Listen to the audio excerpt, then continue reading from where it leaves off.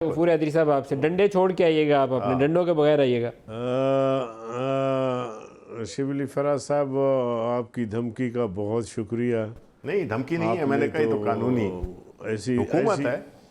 ऐसी धमकी दी कि मैं तो कांप गया, यकीन जानिए। बात दरअसल ये है जी कि हुकूमत तो नवाज शरीफ साहब ने भी की, जरदारी साहब ने भी की, आज ये भी कर रहे हैं, लेकिन बादशाहत आपको की। सलाहियतों का अंदाज़ा लगाएं कि 100 दिन का उन्होंने टारगेट दिया कि 100 दिन में हम मेगा प्रोजेक्ट लेकर आएंगे। वो 100 दिन गुजर गए, फिर कहा कि जी 100 दिन और हमें चाहिए, वो 100 दिन भी गुजर गए, अभी 1.5 साल होने जा रहा है। आप मुझे बताएं कि मुल्क के अंदर वो कौन सा मेगा प्रोजेक्ट लेकर आए।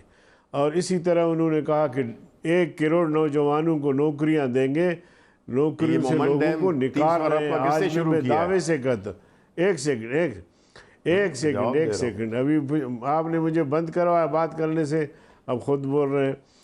तो लाखों लोग निकाले गए। आपके मीडिया से कितने लोगों को निकाले गए हैं। इसी तरह उन्होंने 50 लाख लोगों को घर बना के देने का वादा किया, एक कदम भी आगे नहीं बढ़े। इसी तरह इन्होंने कहा कि जी डॉलर को जो है 60 रुपये पे ले आएंगे, तो डॉलर जो है वो 150 रुपये पे पहुंच गया। सर 160 पे ले गए ना, तरक्की कर दी उन्होंने। कर्जे माफ नहीं, हमने कब कहा था कि 60 पे लाएंगे? देखिए देखिए ना, आपने बात की, मुझे बात करने दे। आपने कहा कि हम आते ही मुल्क के कर्जे खत्म सर टाइम खत्म हो गया हैदरी साहब। लास्ट वन लाइन ने कहा कि लोग आके यहाँ नौकरी करेंगे, इंशाल्लाह ऐसे ही होगा। सर आखिरी एक मैसेज दे दे एक लाइन में, प्रोग्राम का टाइम खत्म हो गया। नदीम साहब, मैं आपका 1 मिनट लूँगा।